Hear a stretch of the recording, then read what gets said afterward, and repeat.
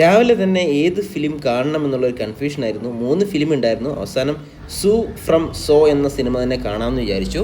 ഇതിനകത്ത് രാജീവ് ബി ഷെട്ടി മാത്രം ഉണ്ടെന്നറിയാം. ബാക്കി അത്യാവശ്യം നല്ലൊരു റെസ്പോൺസ്, ഒരു റിവ്യൂ കേട്ടിട്ടുണ്ടായിരുന്നു. അങ്ങനെയാണ് ഈ സിനിമയ്ക്ക് ടിക്കറ്റ് എടുക്കാൻ തീരുമാനിച്ചത്. അത്യാവശ്യം കോമഡി വർക്കൗട്ട് ചെയ്യുന്ന ഫിലിമാണെന്ന് തോന്നി. അപ്പോൾ ഇന്നെനിക്ക് കുറച്ച് കോമഡി ആയിട്ട് ചിരിക്കാൻ പറ്റിയ ഒരു ഫിലിമാണ് എന്ന് വിചാരിച്ചാണ് ഞാൻ സിനിമയ്ക്ക് കയറിയത്. അപ്പോൾ എങ്ങനെയുണ്ട് സിനിമ എന്ന് നോക്കാം. JP തുമിനാഥ് എഴുതി ഡയറക്റ്റ് ചെയ്ത് അദ്ദേഹം ഇതിനകത്ത് റോൾ ചെയ്ത ഈ 2025 ഇപ്പോൾ ഇറങ്ങിയ ഒരു സിനിമയാണ് സു ഫ്രം സോ. ഈ സിനിമ എന്ന് പറഞ്ഞാൽ ഒരു ഗ്രാമീണ പശ്ചാത്തലത്തിൽ നടക്കുന്ന ഒരു സംഭവം. അതായത് തുടക്കമൊക്കെ ഞാൻ വിചാരിച്ചു സാധാരണ ഒരു സിനിമ പോലെ, പ്രത്യേകിച്ച് ഇതിന് വലിയ കാര്യമൊന്നും ഇല്ലല്ലോ എന്നൊക്കെ കരുതി. ഒരു കല്യാണ പശ്ചാത്തലമൊക്കെ ആയിട്ട് വരുന്നു. അതിനുശേഷം ഒരു പ്രധാന പോയിന്റ്സിലേക്ക് പടം കിടക്കുമ്പോൾ ഒരു 10-20-25 മിനിറ്റ് കഴിയണം. അതിനുശേഷം പടം നമ്മളെ ഫുള്ള് എൻഗേജ് ചെയ്ത് നിർത്തുന്നുണ്ട്. അതായത് നല്ല കോമഡി, അതായത് കോമഡിക്ക് വേണ്ടി ഉണ്ടാക്കുന്ന ചില തമിഴ് സിനിമകളൊക്കെ ഉണ്ടല്ലോ, ആ രീതിയിലുള്ള കോമഡി അല്ല, സിറ്റുവേഷൻ കോമഡി നന്നായിട്ട് വർക്കൗട്ട് ചെയ്തിട്ടുണ്ട്. അതുപോലെ തന്നെ ഈ പടത്തില് നമ്മൾ പ്രധാന ക്യാരക്ടേഴ്സ് ആയിട്ട് വന്നിട്ടുള്ള കുറച്ച് പേര്, 1-2-3 ആൾക്കാർ പ്രധാന ക്യാരക്ടേഴ്സ് ഉണ്ട്. അവരുടെ ശരീരത്തിലേക്ക്, ഒരാളുടെ ശരീരത്തിലേക്ക് ഒരു ബാധ കയറുന്നതായിട്ട് ഈ ഗ്രാമീണർക്ക് തോന്നുകയാണ്. നമ്മൾ കാണുന്നവർക്ക് നമുക്കങ്ങനെ തോന്നില്ല, പക്ഷെ ഗ്രാമീണർക്ക് തോന്നുകയാണ് ഇയാൾക്ക് ഇന്ന പോലെ ഒരാൾ കയറിയിട്ടുണ്ട്, ശരീരത്തിൽ ഒരാൾ കയറിയിട്ടുണ്ടെന്ന് തോന്നുകയാണ്. അങ്ങനെയുള്ള ഒരു വ്യക്തിയുടെ അയാൾ അനുഭവിക്കുന്ന മാനസിക പ്രശ്നങ്ങൾ അത് നമ്മളിലേക്ക് എത്തുകയാണ്. അപ്പൊ അങ്ങനെ ആ ഒരു വ്യക്തിയുടെ ഇതിൽ നിൽക്കുമ്പോൾ നമ്മൾക്കും അത് അനുഭവപ്പെടുകയാണ്. ഇങ്ങനെ ഒരു കാര്യം ഒരാൾക്ക് വന്നു കഴിഞ്ഞാൽ എങ്ങനെ ഉണ്ടാവും.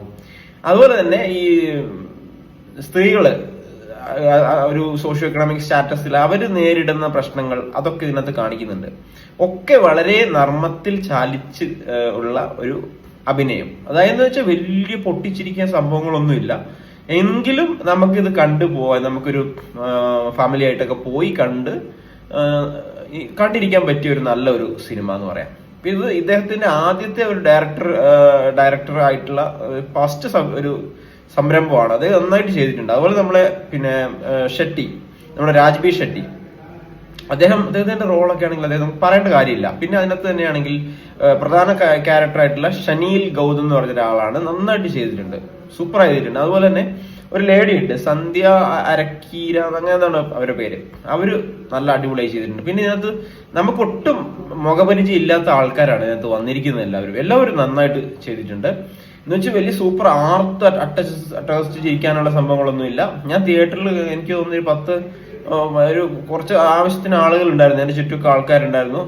എല്ലാവരും അവിടെ നിന്നൊക്കെ ചിരിച്ചായിട്ട് എനിക്ക്, ഞാനും ആദ്യത്തെ ഒരു അരമണിക്കൂർ കഴിഞ്ഞതിന് ശേഷം അത്യാവശ്യം നന്നായിട്ട് എൻഗേജ്മെന്റ് ആയി ചെയ്തിട്ട് ചിരിച്ചു ഉള്ളൊരു പടമാണ്. ഹൊറർ എന്ന് പറയാൻ കാര്യമായിട്ടൊന്നും ഇല്ല. വലിയ തിയേറ്ററിലാണെങ്കിൽ വലിയ ശബ്ദം കോലാഹലങ്ങൾ അങ്ങനെ സൃഷ്ടിക്കുന്ന പടവുമല്ല. നമുക്കൊരു കാമാൻ ക്വയറ്റ് ആയിട്ടിരുന്ന് കണ്ട് ചിരിക്കാൻ പറ്റിയ ഒരു ഡ്രാമ ഫിലിം ആയിട്ടാണ് എനിക്ക് തോന്നിയത്. നിങ്ങൾക്ക് ഫാമിലി ആയിട്ട് പോയി ധൈര്യമായിട്ട് കാണാൻ പറ്റുന്ന ഒരു സിനിമയായിട്ടാണ് ഞാൻ റെക്കമെൻഡ് ചെയ്യുന്നു. ഓക്കെ, നിങ്ങൾക്കപ്പോ ഈ സിനിമ കാണാം. ഈ സിനിമ എന്ന് വെച്ചാൽ 2.5 കോടിയിൽ ബഡ്ജറ്റിൽ ഇറക്കിയിട്ട് ബോക്സ് ഓഫീസിൽ ഇപ്പോൾ തന്നെ 64.5 കോടി ഇപ്പൊ തന്നെ നേടിയിട്ടുണ്ട്. അത് അത്രയ്ക്കും, അതായത് കർണാടകയിലുള്ള തിയേറ്ററുകൾ ഫുള്ള് ഫില്ലാണെന്നാണ് പറയുന്നത്. അപ്പൊ അങ്ങനത്തെ ഒരു പടമാണ്. നിങ്ങൾക്ക് ഫാമിലി ആയിട്ട് തീർച്ചയായിട്ടും ടിക്കറ്റ് എടുക്കാവുന്ന സിനിമ തന്നെയാണ്. So thank you for watching. നമ്മുടെ ഈ ചാനൽ ഒന്ന് സബ്സ്ക്രൈബ് ചെയ്ത് ബെല്ലൈക്കൺ കൂടെ എനേബിൾ ചെയ്ത് വെക്കുക. അടുത്ത വീഡിയോ ആയിട്ട് കാണാം. Thank you.